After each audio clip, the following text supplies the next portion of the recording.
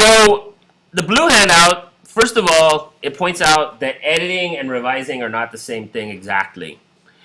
Revising, we're looking more at ideas and organization. So does my opening make sense? Are there questions that my audience will have that they will be confused about? That's more along the lines of revising. With editing, we're looking more at sentence level stuff. That's where we fix the mistakes. You'll notice that I haven't asked you to look at anything like spelling up until now. It's usually a good idea. Everybody's process is different, but as you're learning to become better at revising, it's a good idea to work on the ideas first and then look at the mistakes in quotes, the spelling errors, and sentence level issues. All right, so keep in mind that while we're editing, if we notice something doesn't make sense on a larger than sentence level, we could still go back and work on that, but we're focusing on the sentences. So we're going to look at spelling and word choice and sentence variety. So, oops, let me go back up. All right, so in a moment, don't do this yet, but in a moment you're going to exchange your draft with a classmate. It could be your handwritten draft and you hand it over to him or her, or it could be your draft on Chromebook and you just pass your Chromebook over. All right, so you're going to read your classmate's draft and you're going to either, and here you're actually going to mark on the draft. If you have a real problem with someone marking on your draft, let me know and we'll give you Post-its, so you can use Post-its instead. But you're going to mark on the draft words that you think are misspelled or incorrect in meaning. So let me show you what I'm talking about here. If you're working off of a Chromebook, obviously, please don't circle on the screen. That would be really bad. So you'll just use comments, right? So for example, if I'm not sure if co-learner is the best word for what I'm describing, maybe I haven't seen that word before, or I think it would be confusing to people, I'm going to highlight it. I'm going to hit comments. I'm going to put comments, and here I'm just going to put right word, and I'm going to put it in as a question, because a lot of times with choosing the right word, it's a matter of, okay, maybe that's confusing, maybe I should think of other synonyms. I might go back after and say, nope, co-learner's the right one. But maybe I'm going to try out collaborator and see how that works. Maybe I'm going to try out cooperator, but that's not a word.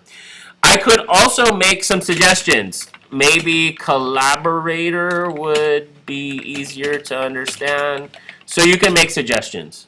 These are just suggestions, though, that your partner can use or not use. Professional might be spelled incorrectly. I don't know. I'm having trouble with my spelling right now. So I'm going to highlight this and I'm going to put spelling. Now, if you're on a Google Doc, it's easy. You can use the spell check. But if you're working off someone's paper, you might just circle and put a question mark if you're not sure. So that's the first part. Now, this is the second part. This is where we're going to be looking at sentence length.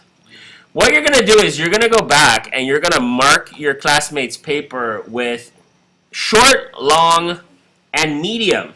You're going to read the sentences and you're going to note, are these sentences long, short, or medium? Now, there's no definition. It's not like long is 15 sentences or words or more, but you're just going to kind of use your judgment.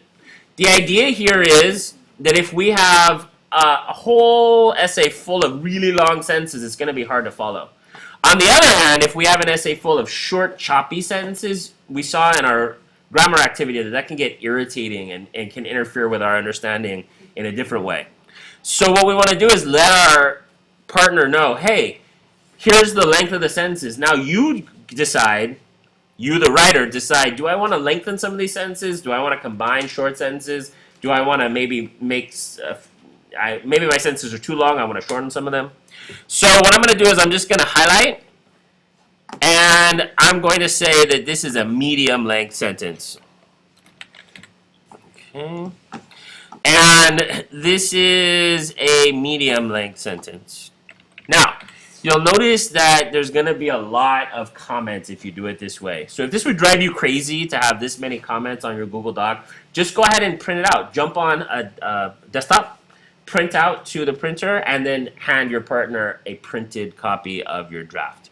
But if you're okay with having a lot of comments, your partner can just go in and comment and put medium, long, and again, just estimate. Now, if I see that I've got a lot of medium length sentences, I might cut some of them into shorter sentences, or I might combine them. It's just to give you an idea of what the rhythm of your draft sounds like and looks like. Okay, so that's what you're going to do. At the